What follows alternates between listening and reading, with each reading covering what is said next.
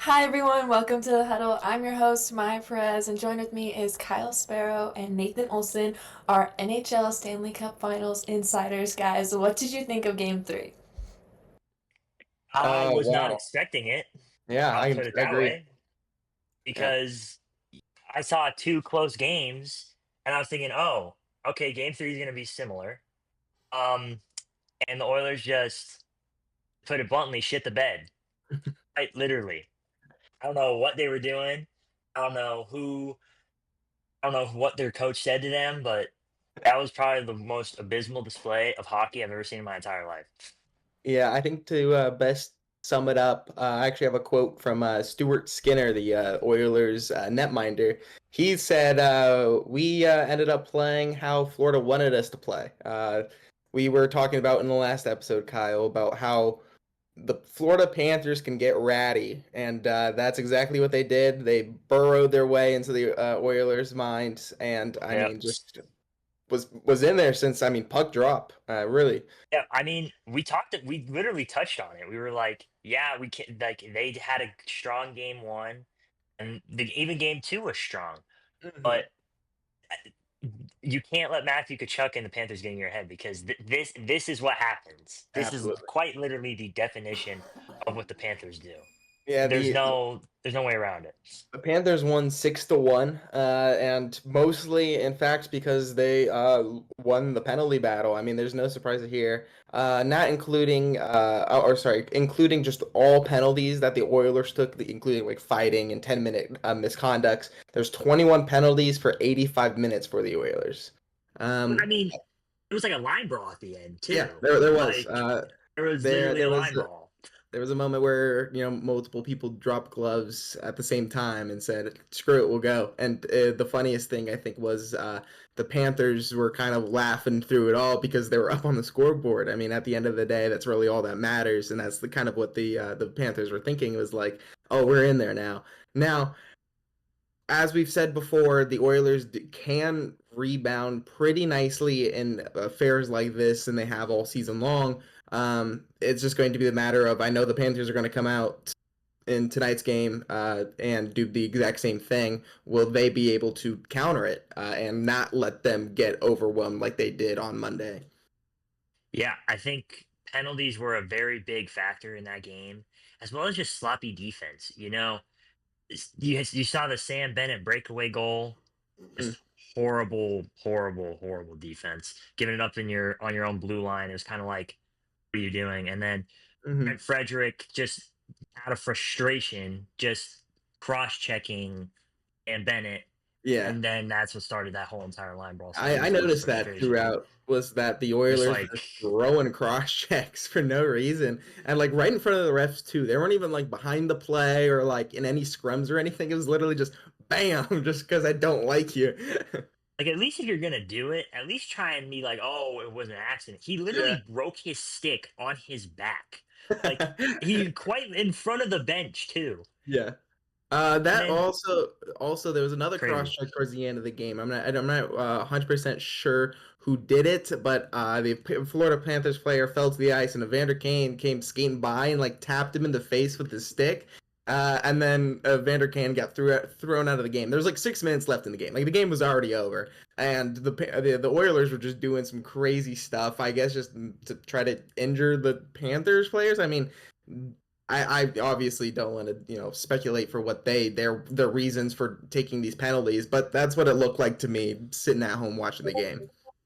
I just don't know what could have happened from the span of game two.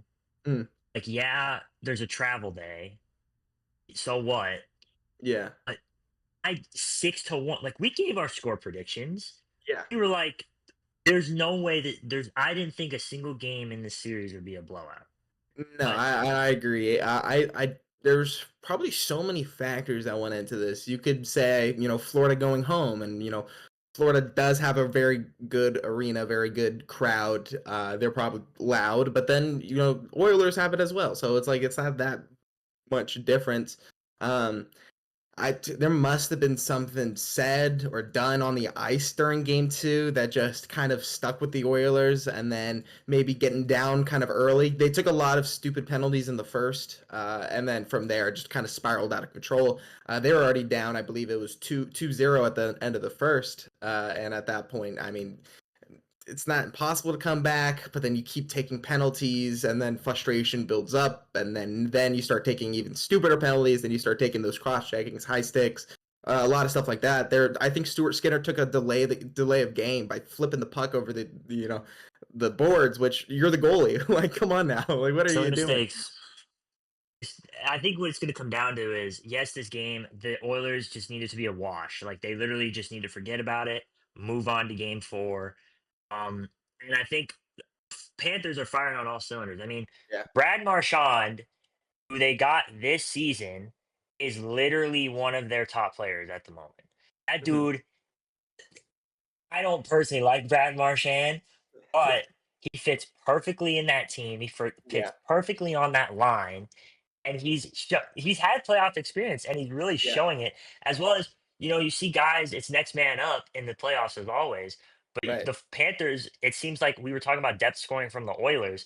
It seems like it's completely kind of shifted because the Yes, Panthers are having depth scoring because all their top players, Barkov, I don't think is having the greatest series like now, but but he doesn't we need do to know be. he can He doesn't have to be exactly. having the greatest That's series, you know? that's the depth coming into play, Yeah. and we talked about Edmonton's depth scoring. If they're gonna win this game four, they have to win this game four. Like if it Yeah. goes 3-1, I'm You not could like basically we've seen call it it around. done before, like the Mm. last or when the Warriors were back in the Stanley Cup. But I think this year, if they lose this game four, I don't think they can come back. I It's do just I feel the same. Don't get me wrong. Obviously the Oilers are going to battle back. If they go down 3-1, they'll battle back. I can see them picking up another win at home, but then losing again on the road. I just 3-1 is tough to come back, especially all the emotions and storylines that have come into this series.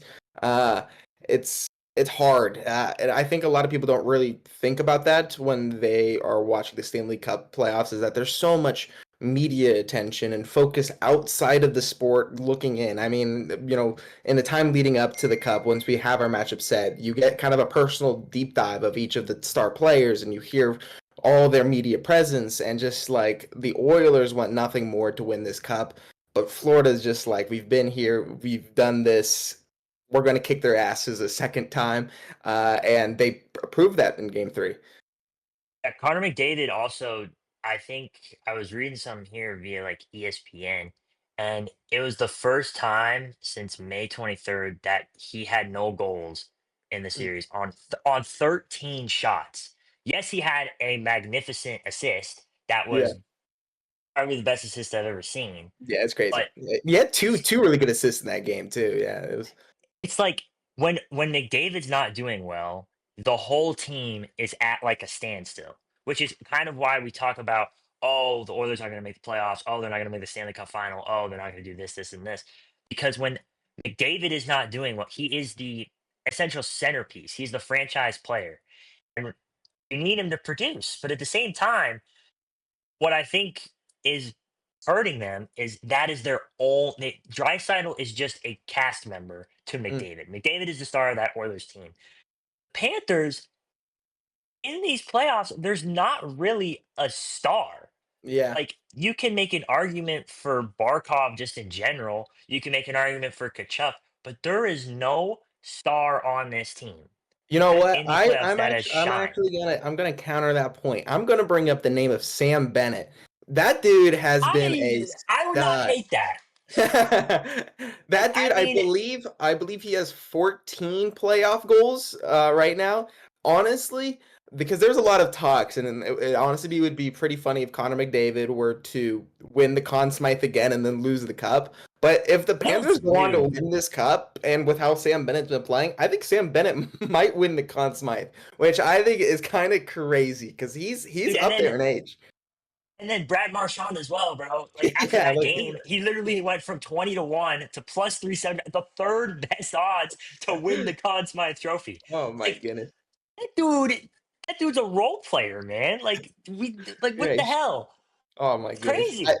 I think what happened is once Brad Marchand got brought in at the deadline, which we talked about last week, I think Marchand like sprinkled some of his like knowledge Oh, and know-how or something onto these Panthers, and it just really like if he's like, oh, if you want to play ratty, let me show you how.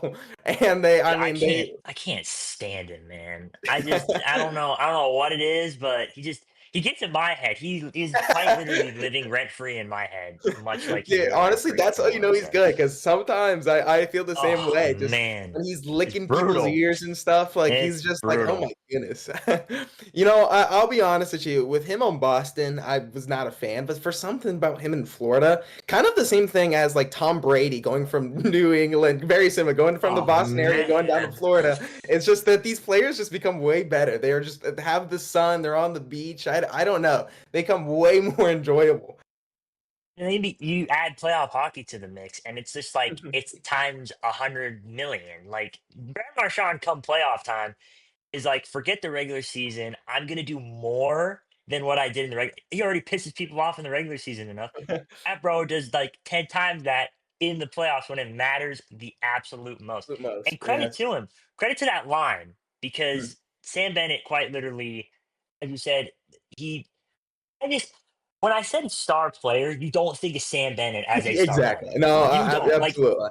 regular season wise. Like you think of Barkov, you think of Yeah. Kachuk, you think of Bobrovsky. You don't ever think of Sam Bennett, although he had one of the best sequences ever. Goes for a hit in open ice, then goes for another hit, and then bad defensive play by the Oilers, and then just is on a breakaway, does a Right. Yeah. disgusting move, and scores, and the crowd goes freaking nuts. Yeah, So absolutely. it's playoffs, man. Any Yeah. player steps up, anything can happen. But this game four, I think Oilers have to win if they want a shot at bringing back the cup to Canada. Yeah, this is what I kind of brought up was like, Stuart Skinner's not going to be a solid goaltender for, as 7 games out of 7 games, right? Obviously, there's going to be one game where he falters, and kind of to no fault of his own. There were a lot of penalties, there were a lot of other things going on. Um, Does he rebound? This is the big thing. Is if he has that bad game, does he rebound? Will he respond nicely? Will he stop the little bit of easier shots that still somehow find a way in? Will he stop those pucks? If he can't, this series is over. Yeah, and we said it'd come down to goaltending. Bobrovsky's playing very good. Yes, he did have an overtime loss, but it's a 3-2 game. Like there's Yeah.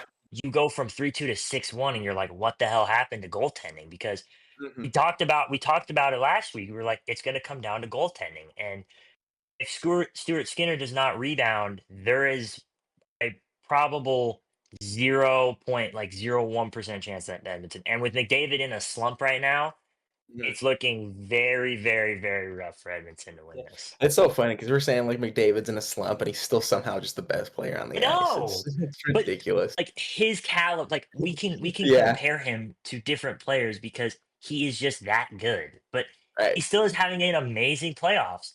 But right now, his team needs him the most, and is he going to step up to the plate to deliver? Right. Only time will I tell. We'll see. Relating it back to another great Canadian hockey player, Sidney Crosby. The very first time he had his chance to win a cup, lost it. Came right back and won it the next year after that. And in a rematch too. It's very very similar position that Connor McDavid is in now.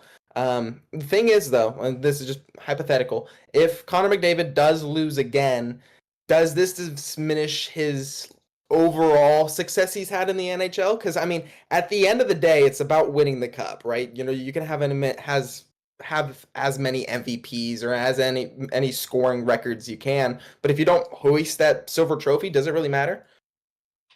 I think his game. I think it's enough just barely, but because no doubt if he wins a cup, solidified. It's Mhm. he's going to Toronto to the Hall of Fame. Yeah. Without it, I think he's gonna get in, but it raises the question mark at the threshold that you have to be or accomplish to enter the Hockey Hall of Fame. Because you look at most of them, they've won a cup and they've had amazing, exceptional careers.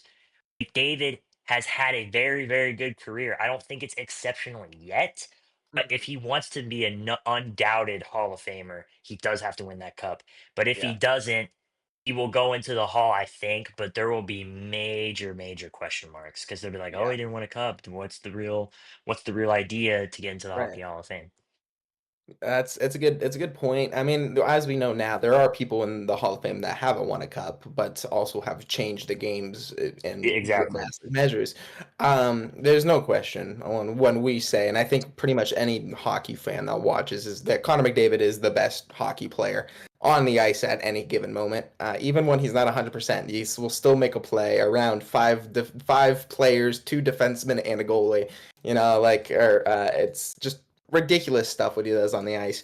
Um, as though I am pulling for the Panthers and like I do think that they're going to win it. The Connor McDavid is someone that I do want to see win a cup though. Yeah, for sure. Would it be with the Oilers though? I mean, the thing is he there's no question that he wants to remain an Oiler for life. I mean, he's just done so much for the city. They're going to give him as much money he asked for, but is he going to find the success in Edmonton? Is he going to find it in that city or does he have to go elsewhere, outsource to another big market, like Florida, to try to bring in a cup?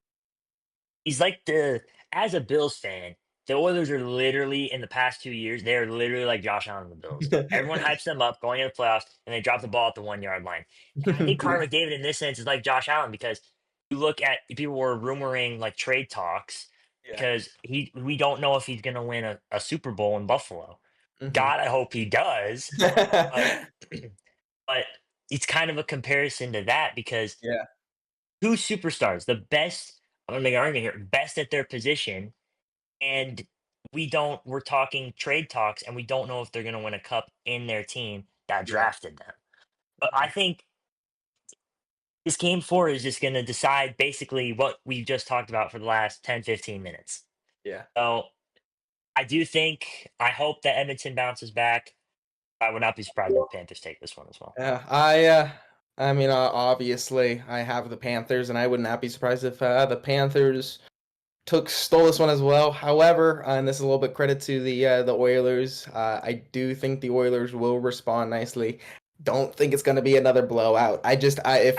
If it is, I mean this series might be over in five. Like this is as important as games get in playoffs in the Stanley Cup. I've always said game 4, no matter what the series record is always the most important game because you could be tied up, you could sweep, you can make just an absolute monumental lead. Basically, it's the most important game. It really is.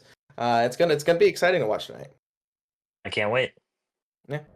Yeah. Okay, that's all the time we have for our NHL Stanley Cup Finals part. But guys, go ahead and give us your final score prediction for tonight's game.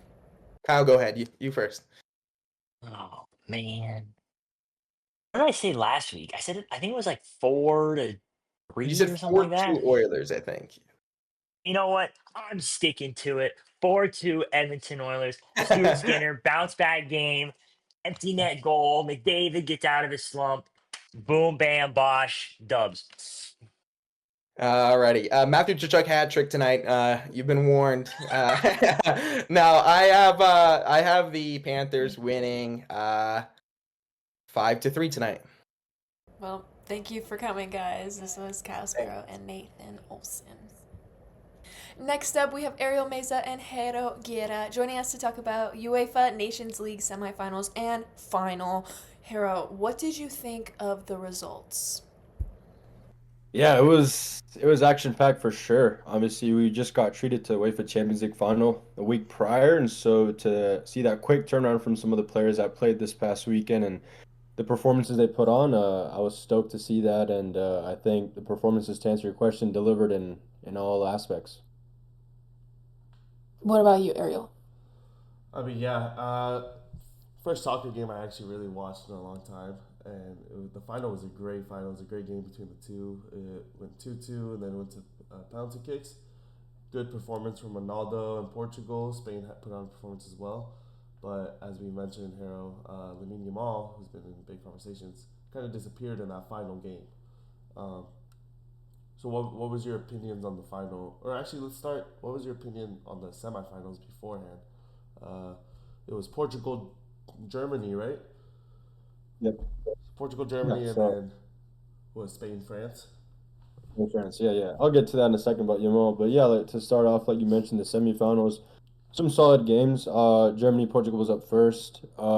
Seemed like Germany had control early on with that Florian Wirtz header, and then Portugal with the youth they have and the experience they have with guys like Cristiano Ronaldo up front, guys who've been playing in the national team for a minute now. They turned the game around. And I think where they really turned that game around was when they subbed in Francisco Conchao, Juventus winger, came on blistering pace. The Germans quite frankly couldn't handle him, and we saw it resulted in the banger he scored and just the continued threat he posed to the German defense the whole game, which eventually they couldn't hold on to much long, and that's where the experience of a very well-known guy by the name of Cristiano Ronaldo came in and to secure the win for the Portuguese, and they punched their ticket to the final. And then the other game, Spain versus France, that was a roller coaster of emotions. Even if you're a neutral, Spain obviously had the game in control for the most part. At one point, the score was 5-1, and for the people that saw the final score 5-4, you would have thought it was 1-1, 2-2, 3-3, but no, it wasn't. France just turned on the heat at the end and almost brought it back. And I think this was due to the subs Didier Deschamps made in the second half. I think, to be honest, Mbappe was the one really putting the team on his back when the team was struggling. And then it wasn't until the likes of Colomboani and all them came on where they started to turn on the Jets. And so I think to answer your question, it was an amazing semifinals, both of them. And I think we got the two deserving final. Yeah, definitely two of the best teams right now. Like you said, Portugal's young, but they have Ronaldo as their experienced leader. Um, in Spain, Lamine Yamal, I mean, he's one of the best players in the world right now, if not the best. Big conversation around that, especially after this final between him and Dembele. Uh, so, so we go into the final, as you mentioned, Ronaldo. He put in that winning goal in the semifinal against Germany to take him to the final, and then in the final he put in the tying goal to take it to the PKs. They did sub him out before overtime even came, but I mean Ronaldo's definitely a huge piece in this tournament and showing that he's still one of the goats in the final, or one of the goats. At the age of 40, he's still putting on performances. Yeah, for sure. No doubt about that. Ronaldo. Talk about his performance. The guy's 40 years old. He has a biological age of 28. So talk more about him.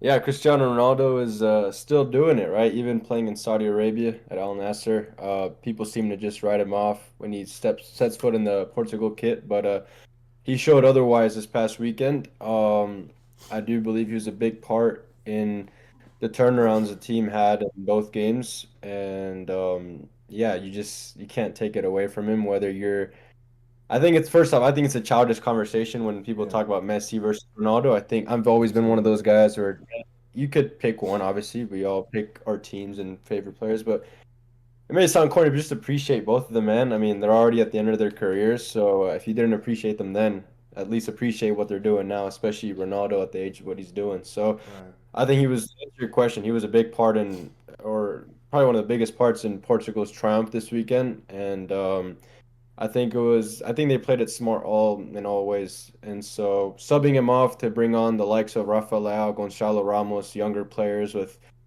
a bit more explosives now at their age, really did the trick, I think. Especially when you talk about Rafael Leao, he was just an all-around threat for Spain. As soon as he came on, he was running circles around the former Barcelona defender Oscar Mingueza, and they had to sub him off for Pedro Porro, and the guy was held at the same fate as well. So Rafael Leao was running circles around Spain, and I just think Portugal played it very well by using their veterans like Ronaldo while also mixing them up with the younger players like Rafael Leao and Gonçalo Oh, Ramos. absolutely. I mean, after he came onto the pitch, like, man, I just saw him all over. He was the main player in that entire back half and the second half. Whenever Ronaldo came out, he was all over on Spain, like you said. And he didn't get a goal in, but definitely dominated. And allowed them to take it to the PKs, and then after that that was all Portugal. It was a good shootout. But one thing I will say about Ronaldo, Maya, is that this tournament confirmed to me for sure that he's going to be in the next World Cup for Portugal, and that also puts the question for me: will Messi be? I believe he will, which let me just say right now is insane. I mean, I remember watching the last World Cup. I thought for sure this was their last, both for both of them. It was the last World Cup for either of them. And now we're already a year away, and I'm like, damn, they're both gonna play in the next one. That's insane longevity, especially for Ronaldo. I mean, 40, like you said, he looks like he's 28 sometimes. Definitely not as explosive as he used to be, and compared to the other Portugal guys, but he definitely is a difference maker for Portugal. Yeah, no doubt, and they both are. Even Messi. This past couple days ago, Argentina, Colombia. Messi didn't play the full 90, but played a good role against Colombia, a tough side, in which as of late have been heated games between the two nations. And Messi played his role, played very well. And like you said, we're less than a year out now. And I think they're not at the level they once were, but I think their experience and leadership will carry them into the 2026 World Cup and perhaps play a big role in sending their nations far into this tournament. I think both guys are surrounded now by a younger group that has what it takes to make it far. I mean, no, we don't need to talk about Argentina, but when we talk about Portugal, I mean, the guys we just mentioned, the Rafaelaos, the Gonzalo Ramos, and the Nuno Mendes, who, by the way, had an excellent game in the final. He arguably locked down Lamine Yamal in a time where people are really giving him big shouts. And so you have guys like that around you, led by a veteran like Ronaldo, who's been there, done that, could be a formula to success next year. How did the final and Lamine Yamal's performance affect the chances for the Ballon d'Or?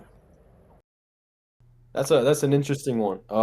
Kind of carry over what I was just saying about Nuno Mendes. I think the talks going into that final were to see how Nuno Mendes was going to deal with Lamine Yamal. Kid has the world at his feet right now, 17 years old. You hear that every game, obviously, and quite frankly, he's playing like he's been there for 10 years. And so that was a big topic going into it. Can Nuno Mendes be the guy to stop him? And I think it's safe to say he played a very good role in doing so. I really like what Lamine Yamal has been doing, and Nuno Mendes just had all the answers. But I think when it comes to the Ballon d'Or talk, the spicy conversation right now has been whether it's him or Ousmane Dembele for the Ballon d'Or. And I think both sides of the argument have valid shouts, right? And so if he would have won the Nations League, coulda, shoulda, woulda, perhaps that might have put him a bit further than what people are saying right now. But at the same time, I feel like the side that does not agree with Lamine Yamal winning the Ballon d'Or, if he would have won the Nations League, they would have just said what everyone's been saying, where Nations League is not really a big tournament, or Yeah. it's just replacing friends. And I think same thing would have been in France. In France would have if France would have went out and won, and then let's say Dembele had himself a performance in the final, some people would be saying, oh yeah, Ballon d'Or secured. Other people would be saying the same thing we just said. So I think to answer your question, it may have not had as big an effect as people would have thought going into this. I think come the Ballon d'Or ceremony later this fall, the journalists and people in charge of voting will have their mind made up regardless of if Lamine was lifting the trophy this past weekend or if Dembele was lifting it. So it's gonna be a very interesting time, I think, especially coming off the last Ballon d'Or ceremony where some people thought Vinicius got wrongfully taken away from the Ballon d'Or. So I think it's exciting times right now in the sport of footy, Right. and I'm not complaining. I would definitely make the argument that Lamine Yamal it hurts his chances, in my opinion, just because um, the Ballon d'Or kind of does it really go to, because if we're talking about the best player in the world, I mean that's probably easily Lamine Yamal right now. Like he said, he's 17, and I mean as much as I like to troll Barca fans, the kid's amazing. I mean I watch the shots he puts in. He makes it look easy when obviously we all know it's not easy to put those shots in. So Lamine just looks insane on the field at that age is insane, and he's definitely between him and Dembele. But when you're talking about Ballon d'Or, it's about success as well, and who's having more success right now. I mean, they're both very successful, but Dembele's in PSG, just won Champions League. You know that's a huge tournament to win. And then some people make the argument that it's not really the best player who wins the Ballon d'Or. It's the best player on the most successful team, which right now would probably be PSG. Well, I think I personally am against that argument that people say. I think it's because when you look at the criteria, the first piece of criteria is individual effect.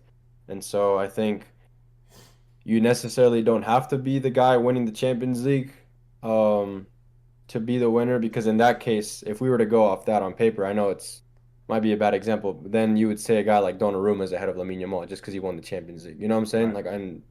So it's more of individual effect. Obviously, factoring in the campaign that Mele had, he really does himself a lot of favors going into this ceremony.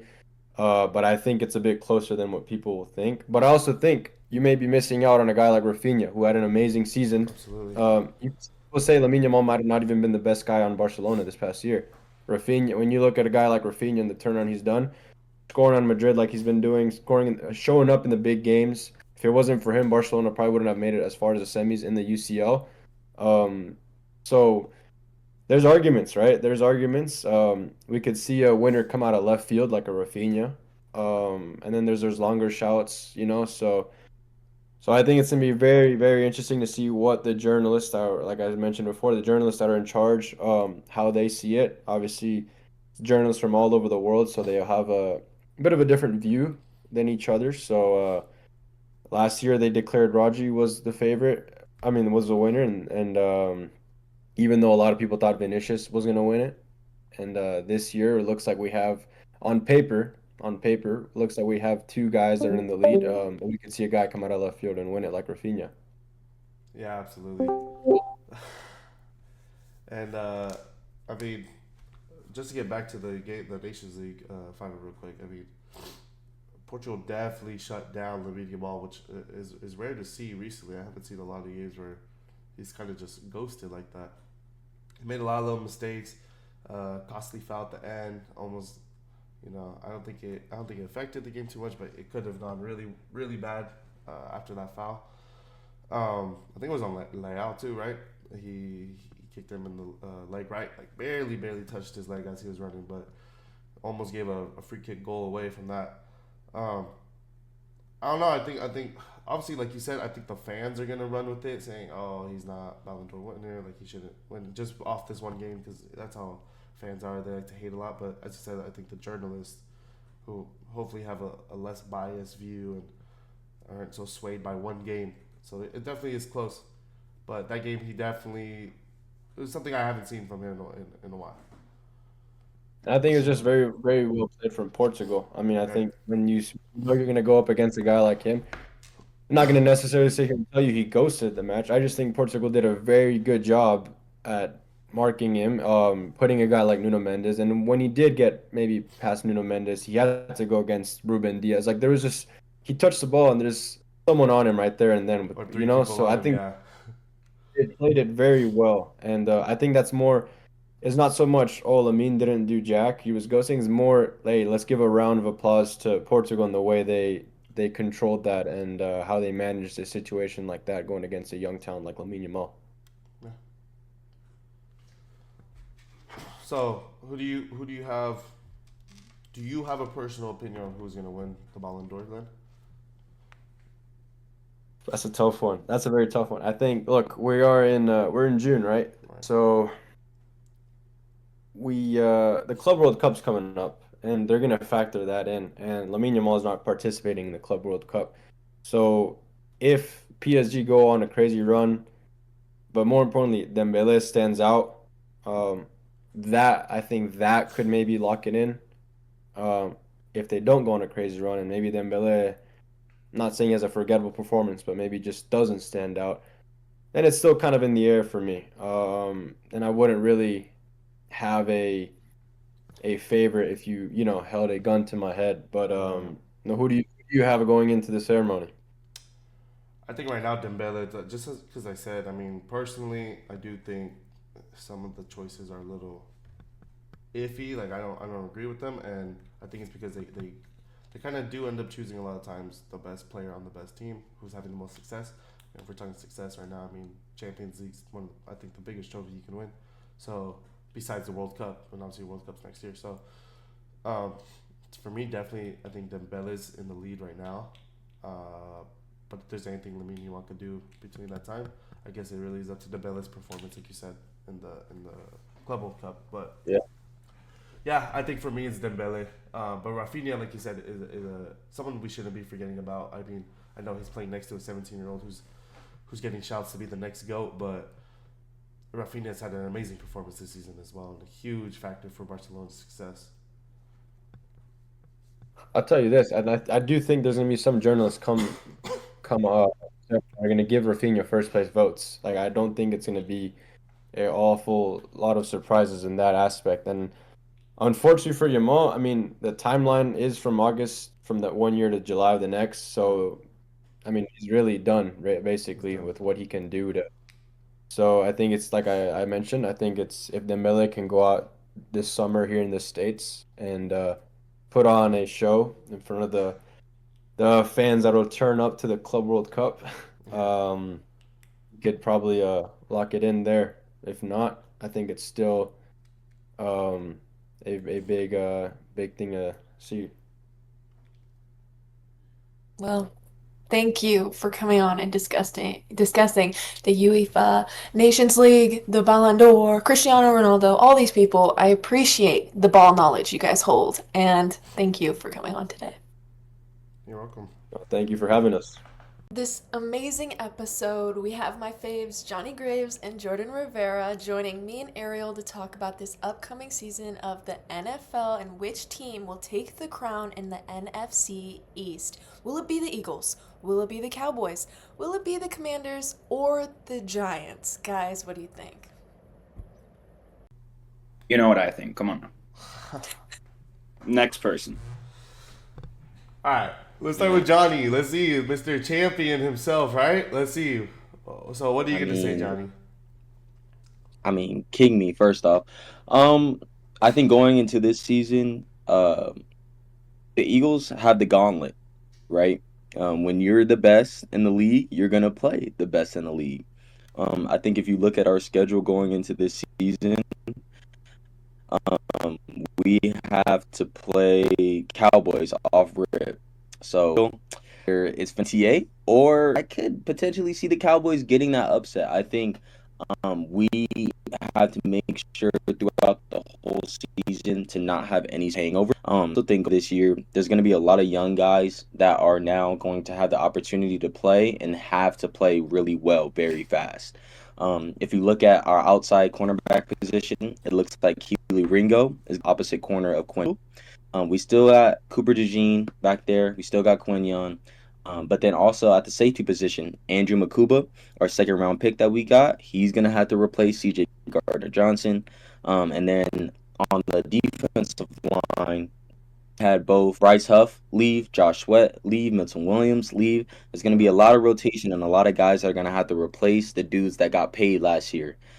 So I think when you look at the Eagles, when you look at the mandatory mini camp so far, we've had perfect attendance. Everybody's been at practice. Guys that have been available to play have been there. The guys that are injured have also been there. I think you're going to see a little bit of a different wrinkle of our offense. I think we showed a lot of confidence in the Super Bowl when it came to passing the ball. I think one of the biggest weaknesses, quote unquote weaknesses, other people have gotten when it comes to this football team is Jalen Hurts going to be a consistent passer of the football? I think as you saw the postseason progress, he got better and better and better. The relationship between him and A.J. Brown got better and better. And then also Devontae Smith. But, we've been able to keep Dallas Goedert, not trade him away for nothing, which is going to be another weapon for our receiver room. And I think that now losing Kellen Moore, there's going to be a big emphasis on trying to keep the motor running. How are we going to utilize Saquon? How are we going to utilize and spray the ball around? But I think that, we have to come into the season with no Super Bowl hangover. Just try our hardest to know that the season is going to be a long season. We play the Giants 2 times before our bye week in week 4. We got to get those easy dubs where we can. But then we also play the Chiefs. We play the Broncos. We play the Commanders. We play Commanders twice. Play the Cowboys twice. We play the Raiders. There's going to be a lot of teams that we're going to be playing. The Lions, the Packers. It's going to be and the Rams. We're gonna have a really stacked schedule. It's a tough season, but I think that we have the pieces and how deep our team is from top to bottom. It's almost like you're looking at Alabama, the Georgias, like we're playing in college football. I think Howie has built this team to withstand the season that we're going into. And we're just gonna have to see. But I have a lot of hope in us repeating for NFC East, 100%. I'll go next. Real quick before I can say anything. I just think the Eagles won't win it just because how long has it been since we've had a winner 2 years in a row in the NFC East? It's been forever. I think almost 20 years, right? I don't see the Eagles doing. Yeah, it's been a long time. And that's kind of why I've always noticed Cowboys are always up 1 year, down 1 year, up 1 year, down 1 year. I think it's time for us to be up this year. But I think, like you said, Eagles had a lot of changes. I think you said a tough schedule. That's one big thing for all of our teams. We all have that tough schedule, especially the Cowboys. They have I think it's like week 12 to 15. We're going somewhere near the end of the season. We go up against the Chiefs, the Eagles, the Chiefs, the Lions, and the Vikings in a 4-game stretch. And that's our biggest hurdle, I think, for the Cowboys is how do we get over that 4-game stretch? How do we come out of that at least 2-2? I think maybe against the Eagles because that'll be the Eagles at home. Look at Johnny. I think Eagles at home, we can take that one. I think maybe the Lions because I don't know how they're going to look. Maybe the Vikings with basically a rookie quarterback, right? The Chiefs is a hard one. I think it's possible. I mean, I think a lot of you guys are going to sleep on the Cowboys because it's the Cowboys. You hate Dak Prescott. You hate that star. So you have that bias, and you guys are laughing, but you have that bias outlook on them. You're going to say they're trash no matter what. But they're not trash. You got George Pickens. You got CeeDee Lamb, who's arguably, he's top 2 wide receiver right now. Justin Jefferson. Maybe Jamar Chase, but I would not put Jamar Chase over CeeDee Lamb. I wouldn't. No, I would not. I'd put Justin Jefferson. He's cold. But CeeDee Sorry, Lamb, I don't mean I don't even mean to cut you off here, No, go but ahead. there's no way you can say that in full confidence that CeeDee Lamb is better than Jamar If you have a Chase, triple crown season, just won I a get it. triple No, crown. but before that, I mean, I guess Joe Burrow's been Go hurt on. a good amount of Go on. seasons. You should edit that out if you can. Oh, Just no, I'm go not on. editing nothing out. Don't worry, I'm not editing nothing out. Look, CeeDee Lamb's him, bro. Dak Prescott was hurt last year, and he had a top season. He's top 5. He's top 5. 3. yeah, he's top 5, 100%. He's top 3. He's top 5. The only 2, I'd give you maybe Jamar Chase. But Justin Jefferson, yes. Jamar Chase, maybe. And then it's CeeDee Lamb. Yeah. I think AJ Brown is better than Him and AJ No, Brown absolutely are not. That's a conversation Absolutely for another not. story. I'll take That's I'll take conversation Terry. for I'll another take day. Terry over AJ Brown. That's insane. No, all right. AJ Brown's not top 3, bro. Look, let me show you something real quick. This team right here, star is the one reason why you'll say that. You hate the star and No, I think Micah. No, I think no, Micah Parsons is the best I get defensive it. player I in the get league. it. CD is definitely a slot merchant, no. but he takes a lot of targets. He takes a Okay. lot of targets. Well, He's their, no, they yeah. have Well, he's because top and he takes a lot of targets because, quite frankly, our wide receiver room was the worst it's been in a long time. Yeah. I wouldn't say terrible, but it was the worst it's been in a really long time. Because we always had pretty stacked, pretty good wide receiver rooms. Brandon Cooks was injured. I think he was pretty much out all season. So who do we have? Tolbert and Turpin. Turpin's fast, but Yeah. he has no Turpin. hands. Gallup is Yeah, Ben's a and kick return returner. before it used to Yeah. be Prime Gallup, a young CD, Amari Cooper. I mean, that was insane. Prime Gallup. Prime Gallup, bro. He's never he All right. can't stay healthy. He But couldn't. I He do got hurt, think yeah. I do think Ariel. I think the Cowboys did make I'm the biggest Cowboys hater you're gonna get, but they have made a lot of adjustments going into this year to help Dak. Yeah. Like going in the draft with the first pick, they don't go running back with Omari on Hampton. They don't go receiver with Matthew Golden. They get Tyler Burker. They shore up that O-line. What did we used to think of the Cowboys back in the day? The Cowboys have the best O-line in the league. When they had the Zach Martins, when they still had know how to all draft these O-line. guys that were Yeah. building in the trenches. Right. You had to build out the O-line. Then you go out, you get George Pickens, who I think in this offense is going to make CD flourish even more because now you have a guy that can take the top ends. Yep, When you have that exactly. deep threat for the Cowboys, he's going to open up so many more routes over the middle for guys, and then also he's going to help your tight end room as well. But then on the other side too, you guys didn't have any running game outside of Rico Dowdle. Now going into this season, you guys are going to have Javonte Williams, who I Oh, he cut out there. He cut out. Yeah, he But cut yeah, out. that is one thing that I worry about when it comes to Dallas's offense is the O-line's nice. I love the combination of Pickens and Lamb, right? Dak, I've actually been a Dak fan. I do think he's a top 10, top 12 guy. We have to see how he is after the injury, but Appreciate it. no running game. I mean, we saw Javonte Williams behind an elite O-line in Denver do nothing. So I don't know how that running game's going to look. I do think the lack of urgency to get a running back from Jerry Jones is kind of malpractice, especially with an aging quarterback. I think you have to have that running game. But I do think they're going to have a talented offense. Dak has shown that he can put up numbers year after year. The defense is still good. Micah Parsons is still good. He's Trayvon top Diggs, 3 in the Deron league. Bland. Yeah. I'll yeah, say one last thing. I'll pass it over to you, Jordan. Dallas will win like 9 or 10 games. Yeah. So I have. You guys said something about the running back room. We got Jadon Blue from Texas. I think he's going to be a stud. I think he's going to be great. He's a speedster. For now, Javonte Williams. We actually have a lot. I think we even have Miles Sanders. Miles Sanders as well. I don't know Exactly. what he's going to be, but Miles Sanders. We have a lot to choose from. Jadon Blue, Miles Sanders, Javonte Williams, and then another rookie. I can't remember his name. I think it's Maufu. So all good options. And then, like you were saying, a deep threat out of George Pickens. I think Dak Prescott's been needing that for a while since Gallup's gone hurt. We haven't had that, and when we had Gallup, he was always just getting those one-on-ones, toe taps deep, and it was a struggle for Dak to hit it sometimes. But if he can hit George Pickens deep, then that opens up the offense so much. With that being said, and all the hype I've given the Cowboys, I don't have them winning the NFC East. As long as the Commanders can stay healthy, I'm giving it to the Commanders because. Yeah, and speaking of Michael Gallup, Commanders legend over here. Talking about Miles Sanders in the big 2025 is crazy. But Stop it. He's been hurt. He had a groin injury. Stop. Right. He was good with the Eagles with a good O-line. He was good. That's why he got paid. This is what you think. You have the objective truth, which is facts, and then you have the subjective truth. Like, subjective is these Philly fans saying they're Alabama and Georgia. These Philly fans talking crazy.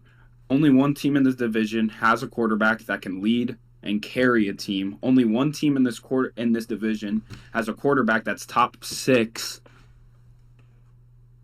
Whoa. What? Whoa. Hey, I think he's amazing. Let him get past 2 years in the league please. first, Jordan. Let him cook first. Greatest rookie season of all time. That's all I needed to see. No, the Lions had their entire defense injured and their best defensive player injured and lost. But if they would have had everybody healthy, they would have tore out the Commanders. But that's another conversation.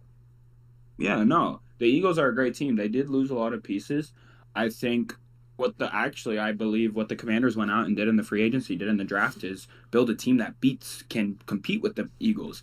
We saw the Commanders' biggest weakness last year was they couldn't defend the run.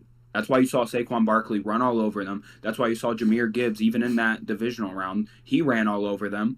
So what? I know Kinlaw was an overpay, but he's a big body. You go out and get him. You get Dietrich Wise on the edge. You get run stuffers. I do worry a bit about the pass rush because they don't got a premier pass rusher. But I like where they are. I like Laramie Tunsil. You invest in your rookie quarterback. You invest in your guy. I think with this unit, if Connerly pans out, that's a top 5 unit in the league. You got Tunsil, you got Coleman, you got Biotis, you got Cosme, and you got Connerly. That's a stud room. Terry, we don't even need to talk about Terry. He's going to sign his extension in about a month. Don't even bring that up. Terry is a Commander for life. Let's be for real. He didn't. This is the way I look at it. You seen Debo running? Yeah, I was about to say, Debo is going to be hurt for at least half the season, so you're going to need your number one receiver. Now, let's just be for real. That's just crazy. We're not. Debo going to be fine. He needed a change of scenery. He needed a quarterback that's over 5'11". No disrespect. That's crazy. But let's look That's at insane. this. I think they did everything to build No. around Jaden. I Yeah. love it. Terry didn't stick through 12 quarterbacks to leave right when he gets a guy. Let's Right. Yeah. be for it. That's true. Yeah. Debo's good. Noah Brown actually just went down yesterday, which kind of sucks. I'm a big Noah Brown guy, but Also hey, former What's Cowboy. the injury? What's the injury? they don't even know yet. It's an MRI, but he had to get a stretcher off. So Oh That no. sucks. 'Cause But he's shout out good.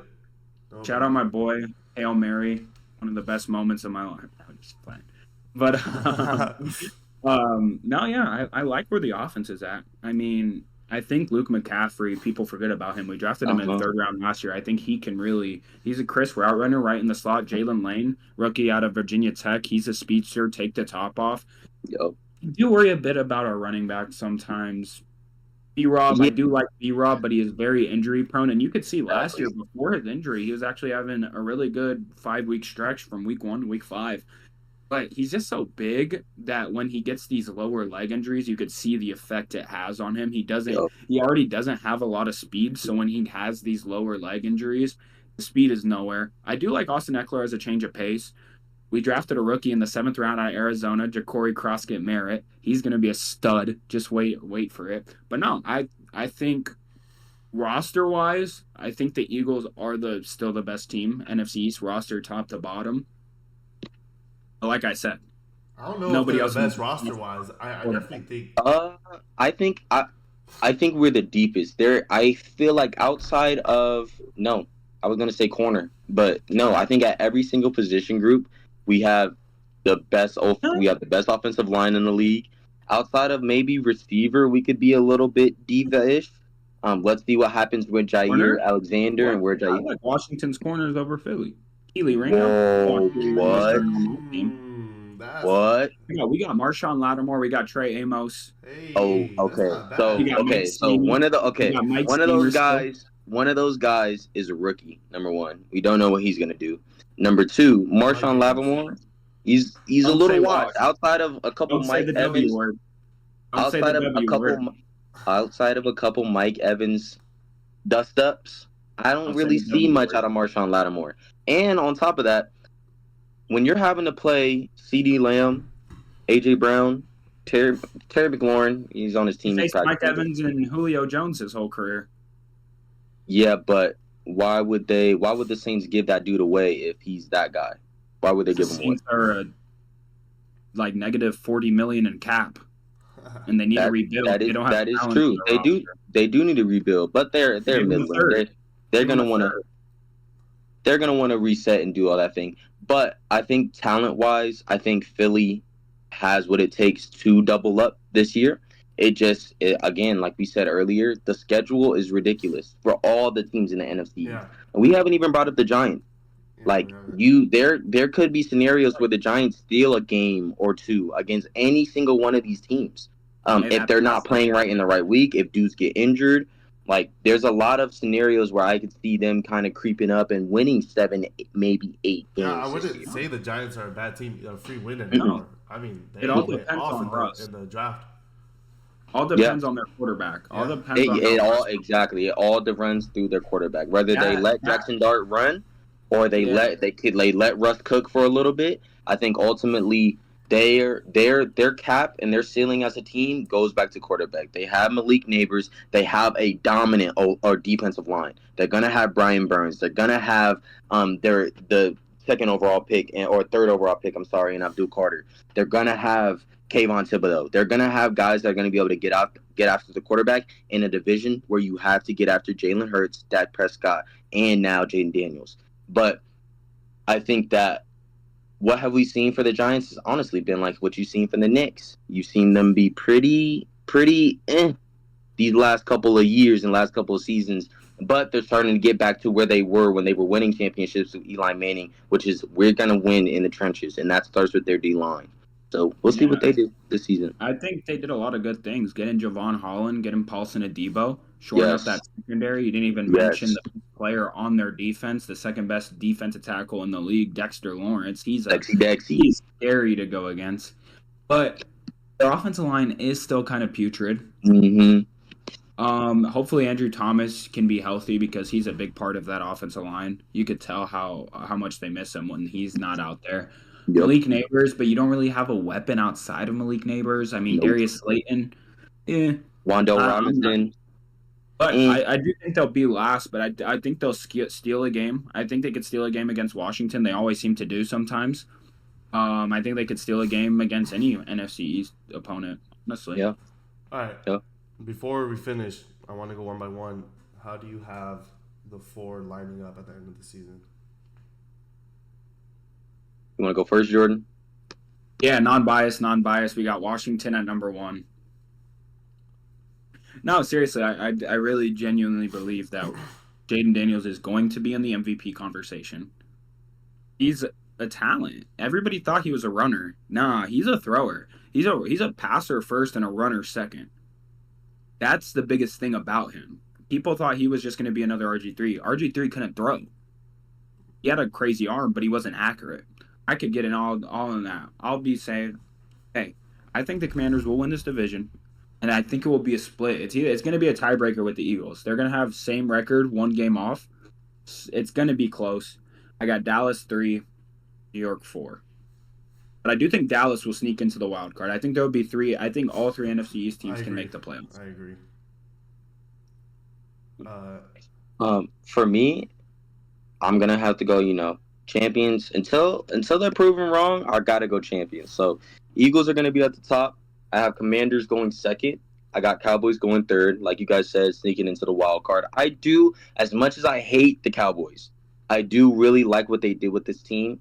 Again, it all depended upon Dak and how healthy he's going to be this season with those weapons. And then also if they can get a consistent running game. But when you go back to the Eagles, I think you saw it too. After we won the Super Bowl, it was almost like they weren't satisfied. It was almost like we just beat the hell out of the Chiefs, who are the 2-time defending champions, and now we want more. If you look at what A.J. Brown posted and what he's been doing, going in the gym, in the trenches, working out, getting big bodied, Jalen Hurts going off. I'm not gonna go to the White House. I'm focused on what's going on next year. I'm not worried about anything that's happening right now. I'm worried about next year and worrying about next season. And I also think you see a team that everybody is bought in. There is no selfishness with this team. There's no selfishness with this program. I think from top to bottom, we are ready to go at it again. We have one of the best seasons of all time. I think the only thing working against us this year, to be honest with you guys, is Madden 26 and Saquon being on the cover. I think that's the only thing that we have going against us. But other than that, I think that we'll be straight. I think that we'll run the table again. We're going to have a gauntlet of a schedule. But I do think that the Eagles from top to bottom are going to shock the world again this year and make a deep playoff run, potentially another repeat Super Bowl champion. Do you think it's more the Madden cover or Jalen Hurts? 100% the Madden cover, because I feel like Jalen Hurts this year proved that now I've been in the Super Bowl twice now.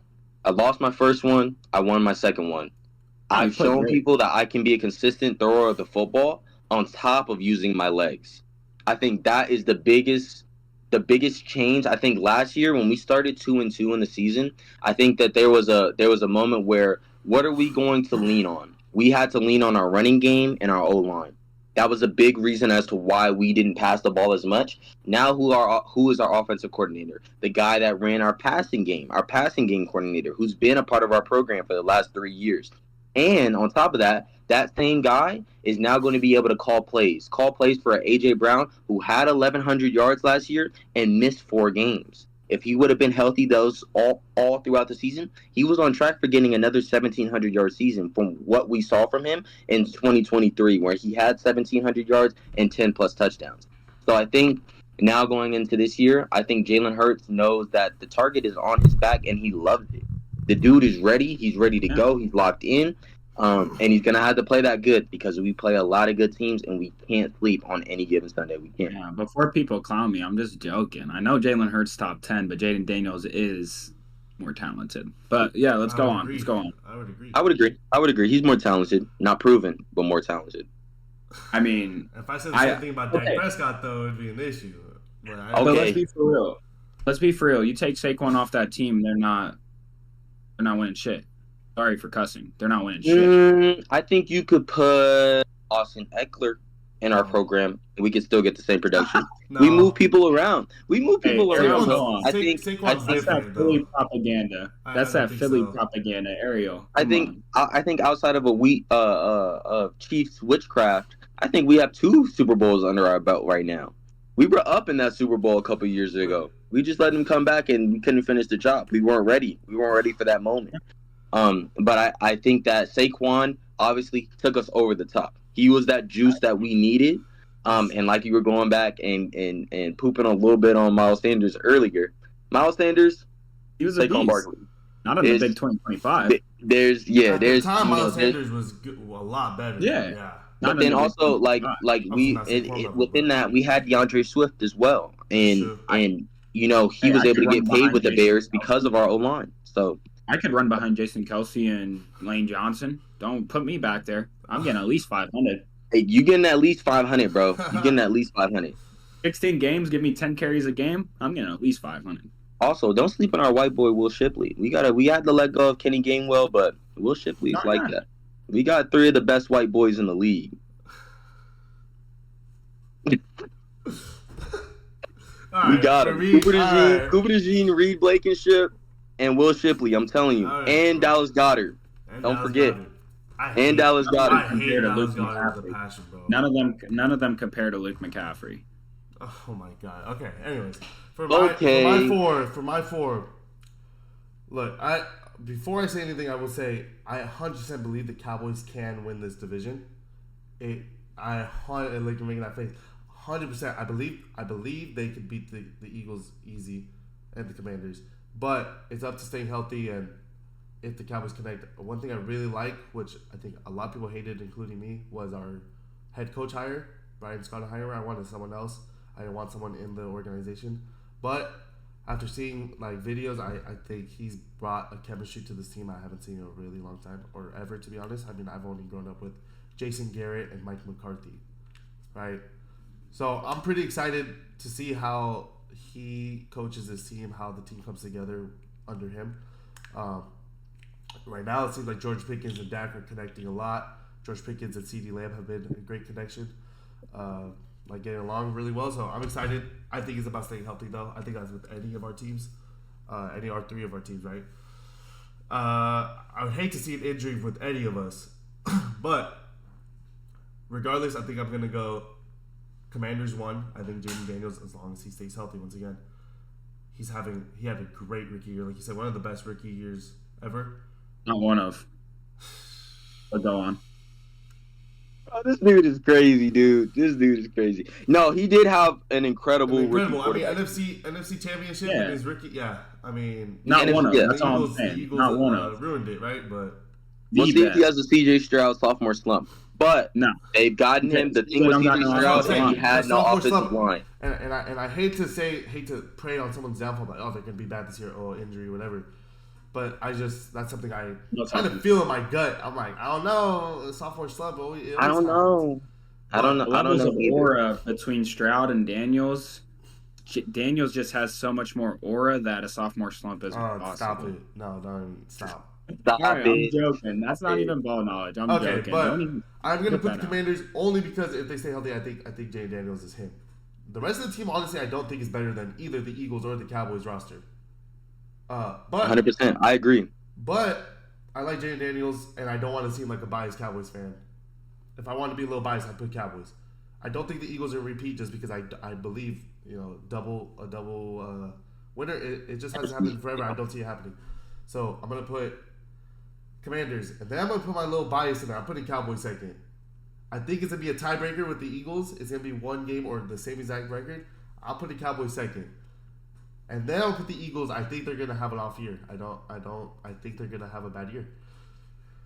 Not horrible. I think they'll make the playoffs, but I don't think they're gonna be top tier champions. And then I'm gonna put the Giants at bottom. I do think the Giants could also be. I think it could be that one year from a couple years ago where almost all 4 of us made it. I think the Giants, if they really perform, I don't know. They're not. I think the Giants are still a ways away as a team. And I think this year, at some point, they're going to play Jackson Dart. Yeah. And the biggest thing for that team right now is getting Jackson Dart reps and trying to continue to, number one, keep Malik Neighbors healthy because he's going to get a lot of targets. He's going to get a lot of targets. You could expect Wandale Robinson to catch about 40 to 50 balls in the slot. You can also project Jalen Hyatt to have a little bit of a better season now with better quarterback play. But I also think that going into this year, again, like Jordan said earlier, their offensive line is shaky, is very, very shaky. And they're going to have to try to figure out ways to make sure Jackson Dart doesn't have a Peyton Manning type season if he gets in there and throws 20 interceptions, which I don't think is going to happen. But I think the Giants are still a little bit of a ways away from being in contention for the NFC East. But well, how long ago was it that they won a playoff game? Was it two seasons ago or 3? Ooh, with Daniel Jones when they beat the Vikings. Is that 3? That's 3 years ago. Yeah, that's 3 years. I don't know. I think they definitely have the foundation. Like they're building their ways towards. They're building. So maybe not this year, but I didn't like the first for Dart though. I'm not a Dart guy, but we'll see how. I would have gone Shadur, but obviously they weren't messing with Shadur. Like a lot of teams weren't messing with Shadur. But we could talk about that another day. That was insane. Yeah. But I don't know. I think. Well, NFC's pretty good, so maybe not a playoff spot. I don't think they'll get it, but I think they could be in the running for that last playoff spot. But I definitely think of all the divisions, it's either us or Green Bay's division. That's the best division right now. That NFC North is the gauntlet. Yeah. Real quick, it's really disrespectful to put the Eagles anywhere but 1 or 2. To be honest, in my opinion, I know there's a little bias. Thank you, Jordan. Thank you.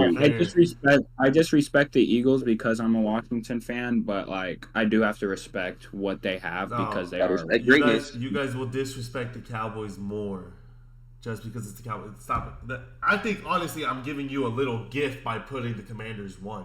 I'm being generous. Yeah, because we have the best quarterback in the division. No, you don't. So that's a conversation for another time. Top 10 quarterbacks next episode. I honestly think I should take the Commanders out of 1 just for that, but it's okay. I'm gonna stick with it. Top 10 quarterbacks next episode.